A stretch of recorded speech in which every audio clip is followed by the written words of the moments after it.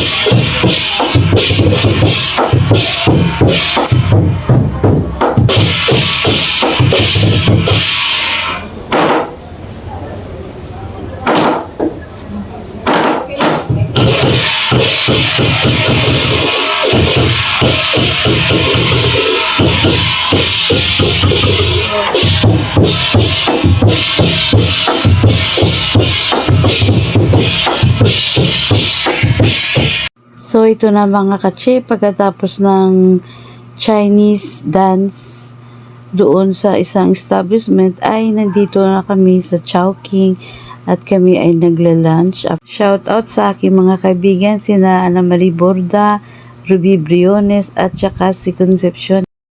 Bawas ang timbang.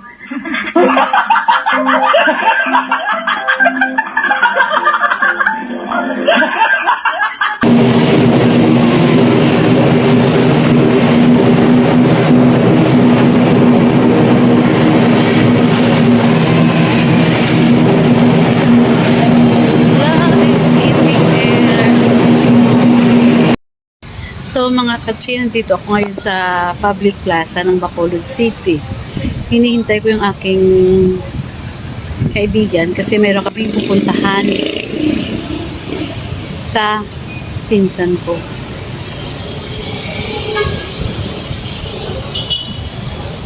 Nasa ano na daw siya, NOHS. Malayo-layo pa lang konti. So habang ako ay naghintay sa kanya, nag-inom ako ng Coke. Naginom ako ng Coke mga katsi kasi nauhaw ako.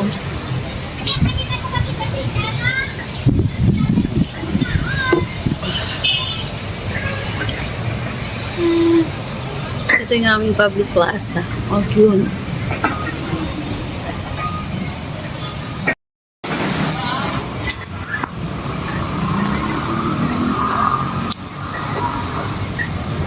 Tsaka yun ang aming katedral, Bacolod Cathedral na simbahan. Ayun siya mga katsi. Wait, saan ka ba? Ayan, ayan siya. Ang katedral.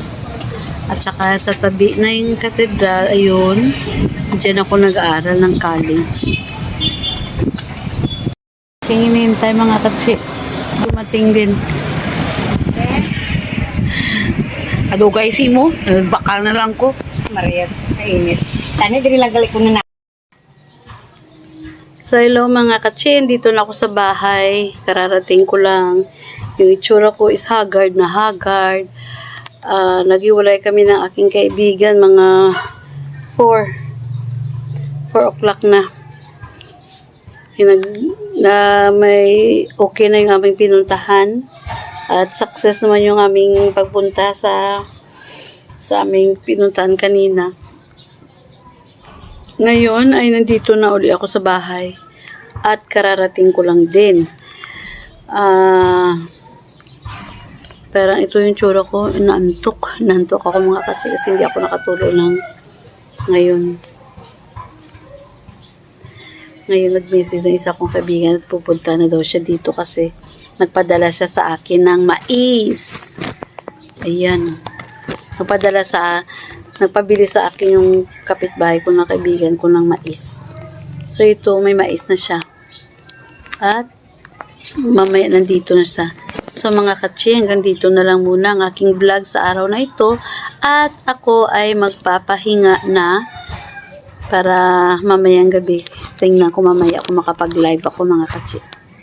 Thank you! Mga kachi, umalis nga pala kami ng aking anak at ako ay kanyang inanyaya na kumain dito sa amin, pero na malapit lang to sa amin. Tapos dito mga kachi, mga sari-saring kainan ang makikita mo dito. Maraming dito naka-motor lang, may kotse kasi hindi ito makadaan ng public utility para mga private car lang or service. So dito mga kachi, kasama ko yung aking anak at syempre tahimik lang siya. At dito mga kachi, malapit na kami makarating kung saan yung mga naka-display ng mga pagkain,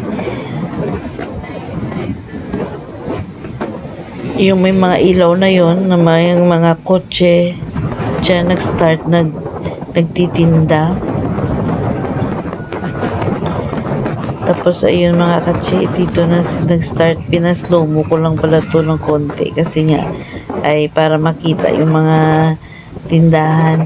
Sinabihan ko kasi yung anak ko na magdahan-dahan lang, ay naku, pinabilis niya, kaya ayun, pinag-slow mo ko na lang para makita yung mga tiyanggi-tiyanggi. Lahat yan mga kachi, mga food, tawag nito, street food po yan mga kachi. Meron din nagtitinda dito ng mga inasal kung saan pwede kayong mag-dinner. Kaya doon kami nakaupo ng anak ko sa tindahan na yun. Kaso ayaw ng anak ko na i-vlog kasi daw nahiya daw siya kumain. Tsaka yun, hindi ko na yun na-vlog yung aming pagkain mga kachi. So ayun, pinakita ko lang dito yung mga tiyanggi-tiyanggi. Dito nga pala mga kachi ay pwede ka rin palang makatinda dito at libre lang. Kaso lang tanggalin lang sa araw, tapos sa hapon lang magsimula hanggang gabi, tapos inuuwi din yung mga kagamitan nila. So yan mga kachi, dyan kami kumain. Dito mga kachi, pauwi na kami. Yung mga bakanti na yan mga kachi, yung iba bakanti na kasi maaga na ubos yung kanilang paninda.